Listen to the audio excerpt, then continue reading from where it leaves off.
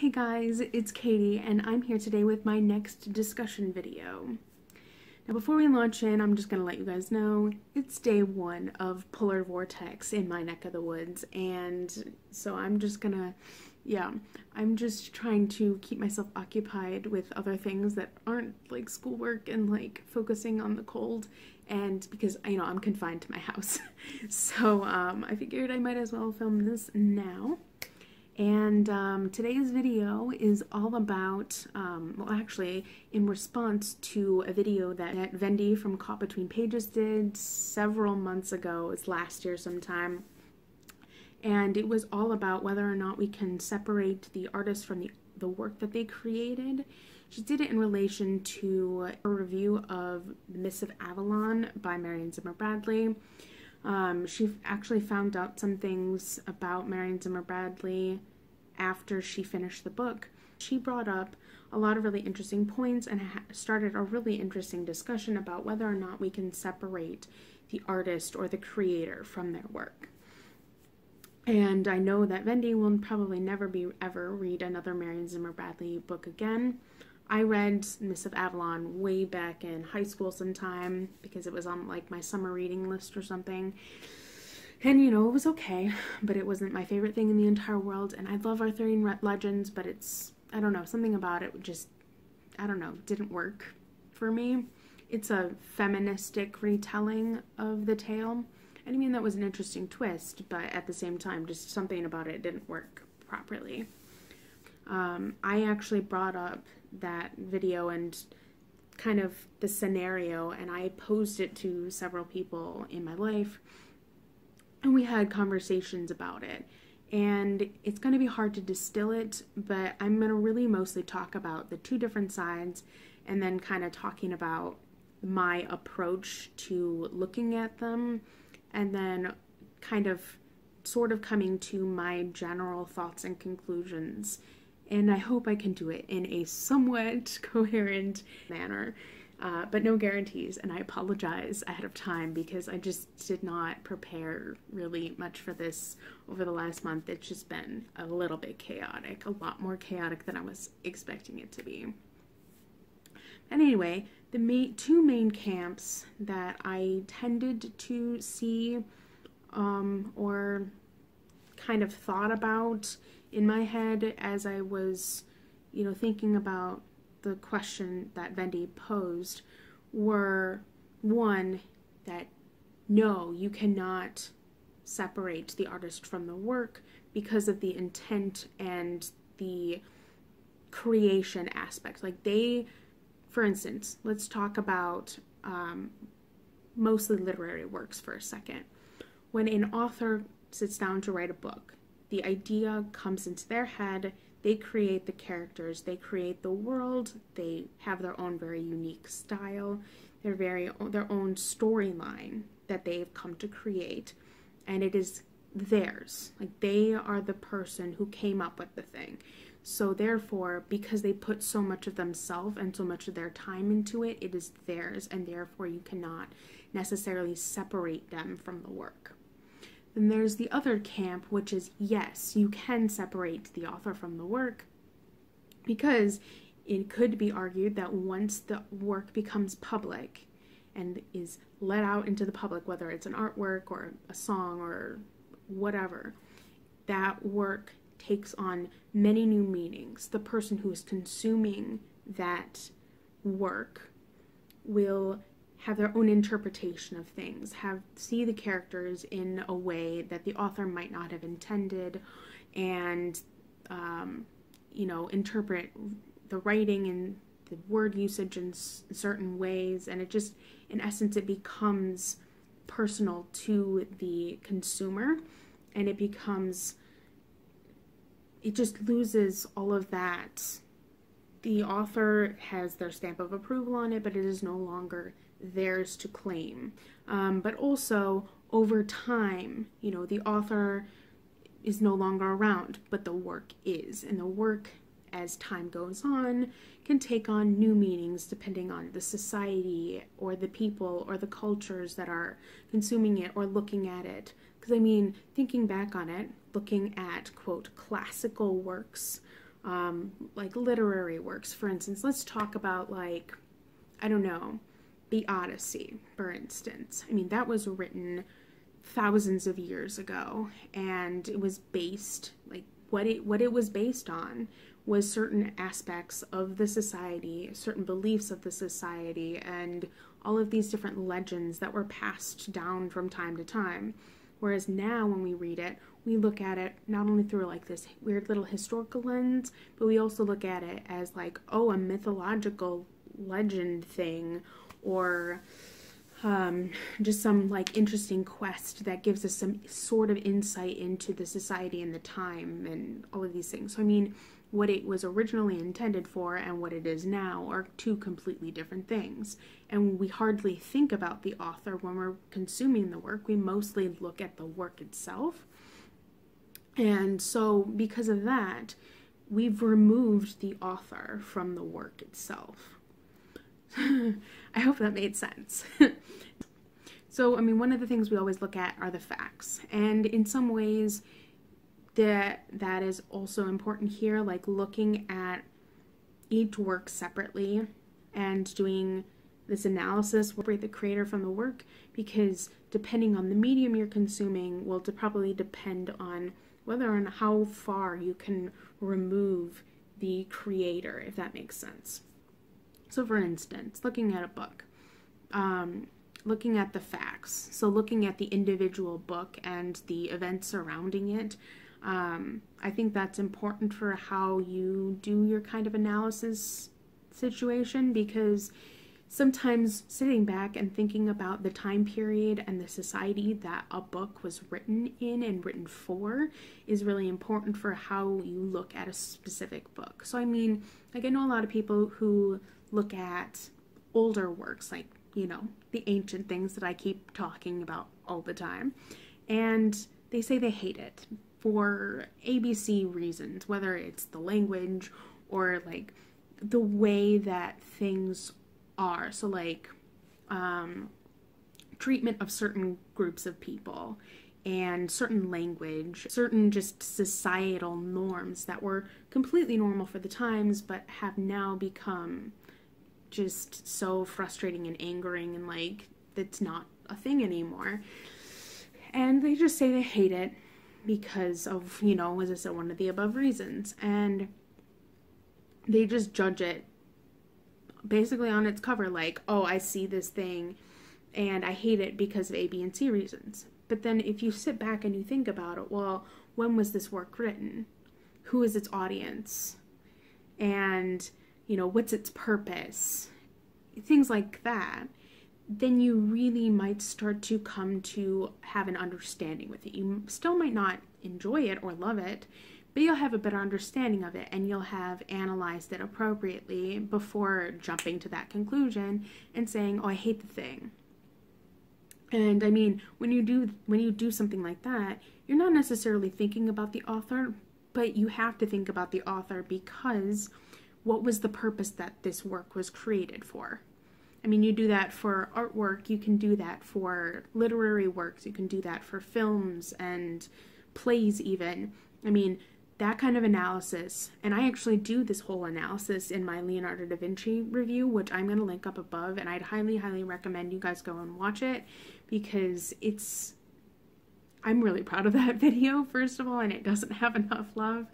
And also just thinking, like, I want to instill that kind of analysis into people more, not because I want you to become analytical readers, but because it gives you a different perspective on something that you haven't necessarily thought about. So I mean, that's one approach that you can take to it. So look at the facts and gather as much as you can from all different sides of the arena, whether it's, you know, for instance, in the instance of Marion Zimmer Bradley, gather it from her side, but as well as her child side and the reader's side. Like, there are so many different aspects that you should take in and look at and sit back and think about, well, what is this? How does this relate? What questions do I have? What gaps are missing? And then just kind of like draw inferences in order to come to a certain kind of a conclusion. And I think that by doing that, it'll help paint a bigger picture rather than just jumping to conclusions based on one thing that you heard versus another thing. So the other aspect of, not being able to remove an author from their work and just, thinking about the actual creation aspect, you can use that same analysis that I've kind of hinted at for this side as well. Actually that analysis is really useful for all of the aspects that I want you to think about. The way that you guys should analyze each you can use this for books, art, media, just in general. And I think this would just be a really useful thing for you to think about. And these are the questions you're going to want to ask yourself. So first, what is the thing about? Whether it's a passage or the book or the movie or the artwork, what's it all about? And second, what's its purpose? So for example, what kind of document or what kind of work is it? The next, what's the agenda of the work? Next is, what is the audience of the work? Who is its intended audience? Is it reliable? Is the work or a source that you're getting information from reliable? Is it biased, and if so, how? Why is it useful for understanding a particular society or a time period? And what information can it provide you as either the reader or the consumer of the work?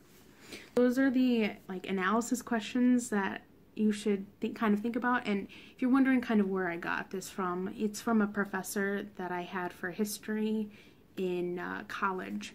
He created it, I guess, himself or something, and it's something that I've used across many facets of my life. I use similar analysis techniques in law school, and then I used it, for history and philosophy, and it's just interesting to think about when you're consuming any kind of a thing. But anyway, I've kind of digressed a little bit, and I'd like to bring up another point.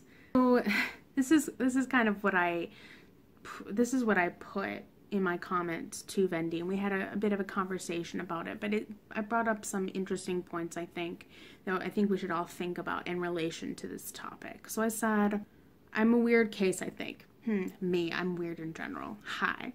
Said I look at things such as the time it was written in, the period it's portraying, and who was writing it, thinking about the audience from a political, religious, ethnic, legal standpoint. You get the gist. Yeah, I try to look at things, as I said, using that analysis and using my life experiences and just sitting back and really thinking about it before I try to jump to any kind of conclusion. And then I got into talking about the genre and the mixing of fantasy and reality. And basically what I said, I was that's kind of where the author and the work become harder to separate, because the author creates the work, and what they create is part of them in their lives. And while maybe you can separate them to an extent, but I don't know if you can fully separate them. There are some authors out there who write about very difficult topics to read about, but they do it in such a way that is to generate conversation, and they write about it in a respectful way with poise and grace. There's a point to it rather than just using it as a plot device. And I said it's a very, very complicated issue. It is a fairly complicated issue. And then I brought another point in of not necessarily censorship, but self-regulating what you consume. So I know there are some people out there that know that they don't like reading about certain topics, or they don't like having certain kinds of things in their books. It just works out to do a little bit more research before you dive into a work, and read something that you would find incredibly unpleasant. And then I brought in a legal point, all about the First Amendment. We're gonna go there. Yeah. So this is what I said. I said, the government can regulate speech, but in very limited ways. Obscenity and child pornography are not protected by the First Amendment. Obscenity and pornography are topics that are not protected, but there are ways to get around that, and it's caused controversy in the courts too. Not just amongst society, but it's it's a really tricky topic because defining what obscenity is, it's just become incredibly murky over time. Yeah, it's tricky. I brought in not all erotic works are considered to be obscene and have been given a label of erotica. It said it's a fine line, but it basically boils down to that because it isn't visual and doesn't exactly fall into the same category. Yeah. And it's just, this is a debate. This whole discussion that we're having right now has been going on for years. I actually I had a class in college all about, it was an ethics class, and it was all surrounding theater, film, art, architecture, etc. And we actually debated this topic there for a while, like not just about erotica, but about kind of separating the art from the artwork, the purpose, you know, all the things that I've tried to kind of bring into this video, which is ending up to be a mess. I'm sorry. And I brought up the fact of, quote, classic works and how a lot of the people that created them were brilliant, well-loved, revered even. And today we know a lot of things about these artists and these creators that might not be very tasteful to us now, but we still read and consume their works in whatever way we can because of the value that society has placed on those works. I mean, as I said at the beginning of the video, we have essentially removed the creator from that work, but we still, like, even though the creator might have done some really terrible things, we still consume the work because we have given it so much value and we see it as something that is so important that we feel like everyone needs to consume it. And I kind of like summed it all up saying, you know, I think that's why I like to go about this, to gather the facts, evaluate what you found, and made a decision on a case-by-case basis. But I think the question remains, can you separate the artist from their work? I pretty much had that, like, there's this whole giant tome of stuff down in that video. And as I said, I'm trying to distill it into this.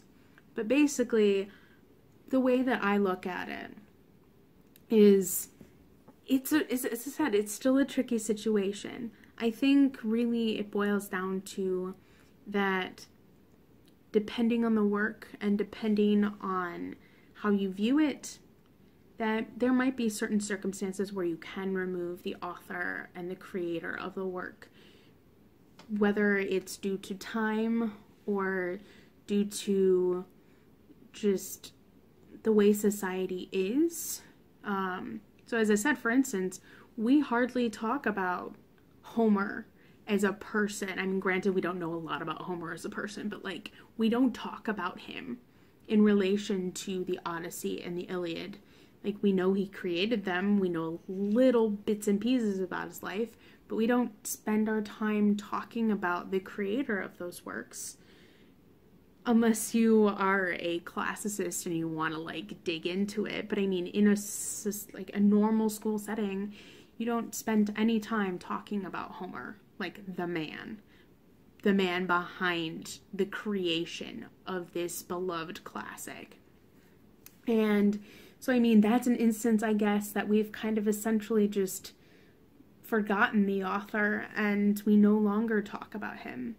But then, to contrast, when we talk about, I don't know, Plato's Republics, in some ways, I feel like we talk more about Plato the person and who he was and the society he was living in and the lifestyle that he led, rather than his works, like the Republics. Like, we talk about them, we analyze them, we look at them, but the focus is more on the author and the creator in some ways, at least in my experiences.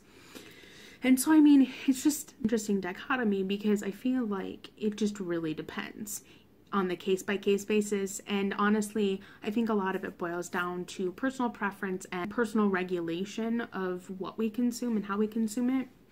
But then, you know, it's interesting because schools also sometimes don't give us a choice in the things that we consume.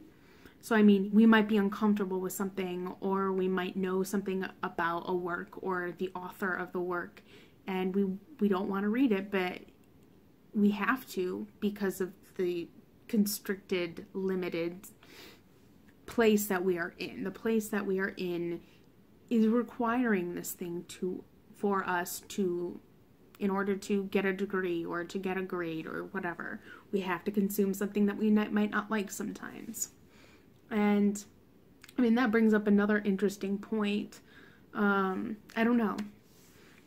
But anyway, just kind of going back, like fast forwarding to now, just taking a step back and looking at, for instance, someone like Marion Zimmer Bradley. Like, we know these terrible things about her, and yet there are people out there who either don't know about it or are still consuming the work and are still consuming the work, or there are people out there that have heard about it, are disgusted by it, and still consume the works anyway, probably because it's a work of fiction and you can separate fantasy from reality in some respects, or so some people believe. But once again, who was the person that created the content that you are consuming right now? Like, what is it about them and their life and their whole being that made them create the work that they did and why they did? So basically, I think really the conclusion that I've come to draw is that it really is a case by case. You have to sit, gather the facts, analyze those facts, and then come to a conclusion that's right for you. Because that's ultimately what these works are. They become personal to you, and you perceive them as something. And you can look at the intent of the creator and like all of the things that I mentioned earlier in the video, like use that analysis to come to a conclusion, but then also add in your own personal feelings. In some cases, I mean, there are sometimes we want to try and be objective, but I think that when it comes to consuming things for enjoyment, that we can add in our own personal feelings on the matter. But I'd say try and come up with a balance rather than just have this constant knee-jerk reaction. Just sit back, gather the facts, analyze it, and then once you've done all that, add in your own personal feelings on the matter and conclude that way. Otherwise, who knows? I don't know if we can necessarily come to the conclusion that we can fully remove the author from the work, or that we can only look at the work based on how the author created it. I think there has to be some kind of balance and adding our own feelings into the matter. But I'm curious, what do you guys think? Do you think that we can remove the author from the artwork, or do you think that the author is inherently part of the works that they create?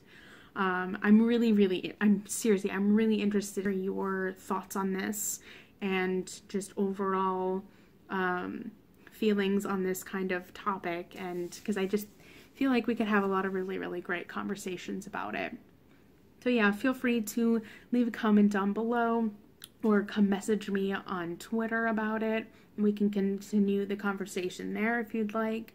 But other than that, that's, I guess, sort of, I don't know, maybe all I've got, because of course I could probably talk about this at great length, like more so than I already did. So I'm just gonna cut myself off here.